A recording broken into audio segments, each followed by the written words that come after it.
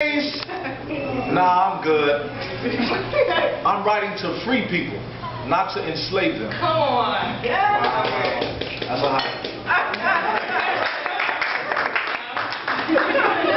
Moving on from haikus. So this next poem is entitled Have You Ever? Have you ever prayed to God for something you wanted so bad, and He told you no? Okay, I'm on myself. All right. Have you ever prayed to God for something you wanted so bad, and He told you no? And you kept praying about that thing, and God said, "What are you doing?" I told you no. But if you're like me, you're stubborn, so you kept praying about it, and you kept praying about it, and you kept praying about it, and God said, "You know what, okay, here you go." And as soon as you received that thing, you realized it was the worst possible thing you could have ever asked for. And see, that happened to me, and when it did, it left my emotions in a barrage, my current perspective on life flawed, but see, I'm hard-headed. I needed those moments to bring me closer to God. But see, staying that way is hard. It's hard for me to be content when my dreams are elastic.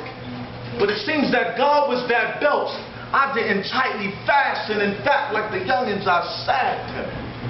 So it shouldn't be a surprise when what I want doesn't match what God has granted. Sometimes I found myself praying and demanding instead of listening and fasting. Fastening myself to His word. So I always pray this prayer that God gives my audience members transparent sight. Because even though they see me, I do wrong. Help them still see the light.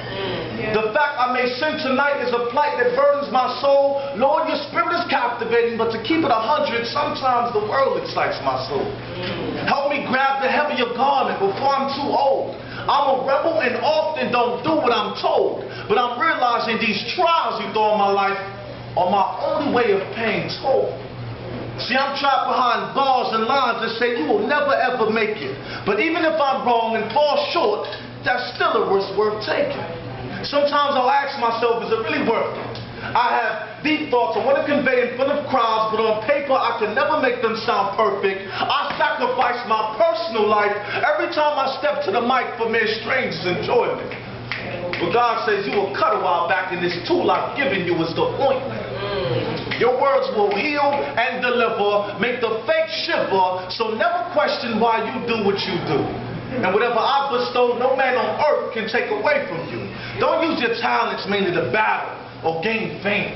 And first and foremost, whatever you do, remember my name. God, please do whatever you see necessary or fit to keep me on the right course. Because I would rather be an ugly human being still left with a chance than end up a beautiful Channel 7 News corpse.